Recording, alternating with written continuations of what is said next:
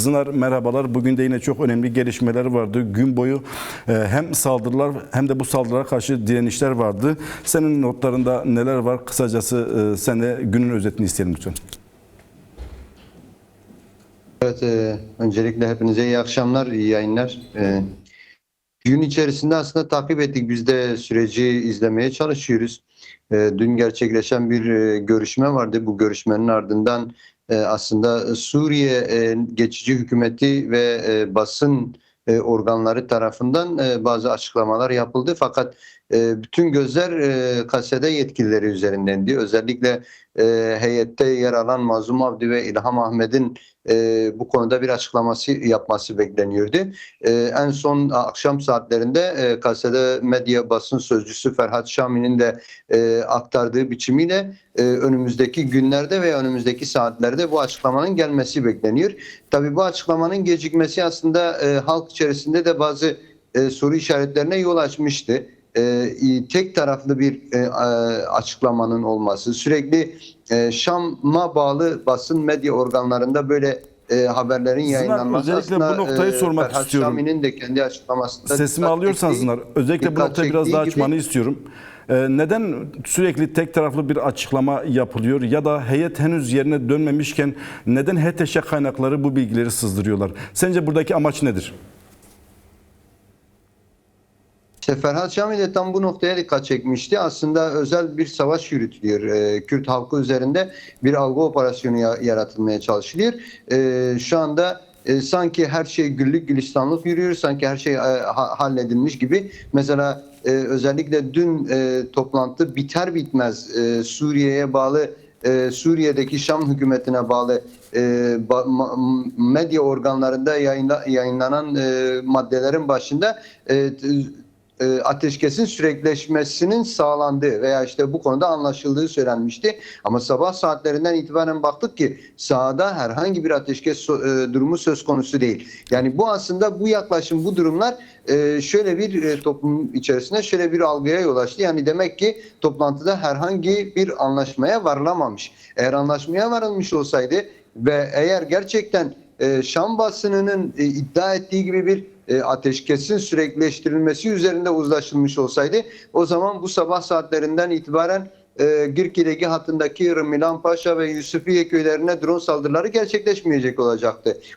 Yine aynı zamanda bugün akşam saatlerinden itibaren Tıltemir ile Haseki arasında bulunan Kızvan Dağı eteklerindeki köylere drone saldırıları gerçekleştirilmeyecekti. Yine bu akşam saatlerinde özellikle Leben köyünde direkt çetelerin karadan sızma girişimleri oldu.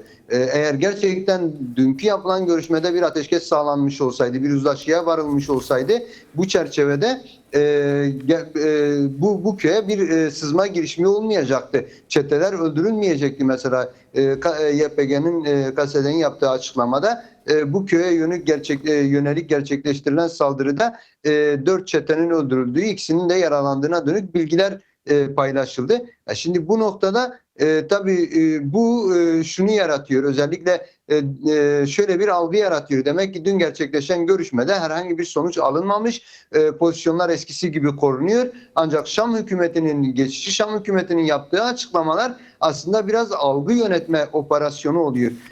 Böyle bir halk içerisinde algı yaratıp aslında özerk yönetimin ilan etmiş olduğu seferberlikte halkı koparmaya dönük, halkın ayaklanışını, halkın seferberliğini, halkın direniş çizgisinde kendi kazanımlarını savunma düzeyini aslında geriye çekme, halkı o direnişten koparmaya dönük bir algı operasyonu olduğu anlaşılıyor. Bu anlamıyla Ferhat Şami de özellikle yaptığı açıklamada buna dikkat çekti.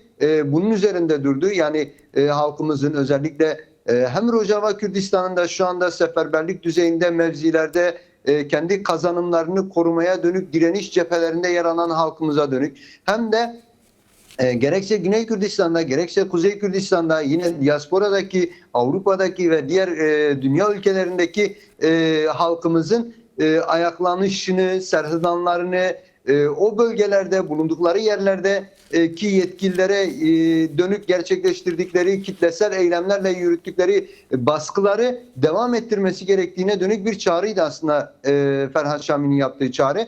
Tabii buna dönük ileriki saatlerde veya günlerde KSD yetkililerinden de bir açıklama bekleniyor. Aslında merakla da bekleniyor. Onu da söyleyebilirim. Özellikle Rojava Kürdistan'daki halk açısından da en azından eğer anlaşma olmamışsa bile, bir anlaşma gerçekleşmemişse bile bunun yetkililerin ağzından halka aktarılmasının çok daha sağlıklı olacağı ve özellikle Şam'ın yürüttüğü özel savaş siyasetine veya özel savaş operasyonlarına gerçek birinci elden cevabın verileceğine dönük bir yaklaşım durumu söz konusu. Bu anlamıyla biz de halen basın olarak da yetkililerden gelecek açıklamaları bekliyoruz. Bunu belirtebilirim. Bu konuda daha önce Ronay TV'ye katılan Mazlum Abdi, KSD Genel Komutanı Mazlum Abdi, her gelişmeyi halkımızla paylaşacağız diye de bir not düşmüştü.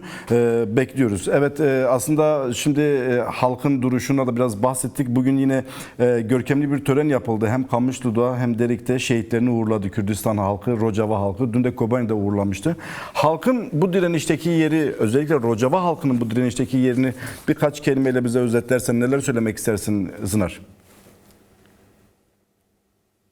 Evet, yani özellikle bugün sizin de belirttiğiniz gibi hem Kamışlı'da hem de Derik'te özellikle son günlerde yaşanan çatışmalarda ve saldırılara karşı direniş cephelerinde şehit düşen savaşçıların cenaze törenleri gerçekleştirildi.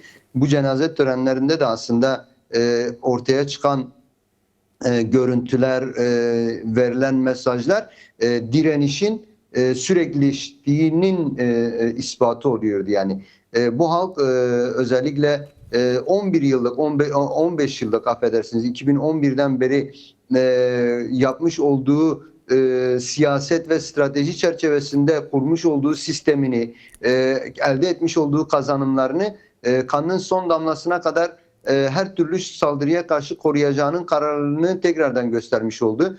Bu sadece bugün gerçekleşen merasimlerde değil. Yani özellikle son birkaç gündür bütün şehirlerde halk kendi sivil taburlarını kuruyorlar.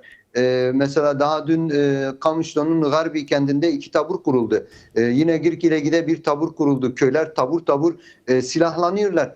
Kendilerini korumak için, saldırılar karşısında kendi topraklarını korumak için, kendi kazanımlarını korumak için, elde etmiş oldukları statüyü koruyabilmek için her türlü direnişe hiçbir tereddütte yer bırakmadan katılıyorlar. Bu anlamıyla hiçbir şey yok. Şunu da söylemek istiyorum. Yani özellikle bu kış açısından çok yoğun bir soğuk hava ve yağışla geçiriyoruz bu kışı. Bu zor koşullara rağmen geceleri en zor şartlar altında dayanışma içerisinde halkımız kendi sokağını koruyor, kendi mahallesini koruyor, kendi evinin önünü koruyor, savaşçılarına cepheye destek sunuyor, gençleriyle, kadınıyla, çocuğuyla elinden gelen ne varsa, ne yapabiliyorsa, işte sizde de görüntülerde şu anda gösteriyorsunuz. Yani silahı doldurabilen silah dolduruyor, bir çay yapabilen çay yapıp savaşçılara götürüyor, yemek yapabilen yemek yapıp götürüyor. Dışarıdan gelen yardımlar oluyor, dışarıdan toplanan yardımlar oluyor, buraya ulaştırılmaya çalışılıyor. Bu anlamıyla gerçekten Kürtler açısından görkemli bir direniş sergileniyor. Bu önümüzdeki 100 yıla damgasını vuracak bir direniştir. Bu direnişin sonuç almamasının önünde hiçbir engel yoktur. Ne uluslararası hesaplar, ne çete saldırıları, ne dünyanın en hov olarak bilinen çetelerinin katliam girişimleri bu halkın bu direnişte, bu varlık yokluk savaşında zafere olan kilitlenmesinde kesinlikle hiçbir engel tanımayacağının göstergesi oluyor. Halen de devam ediyor. Yani şu ana kadar da herhangi bir gevşeme olmuş değil.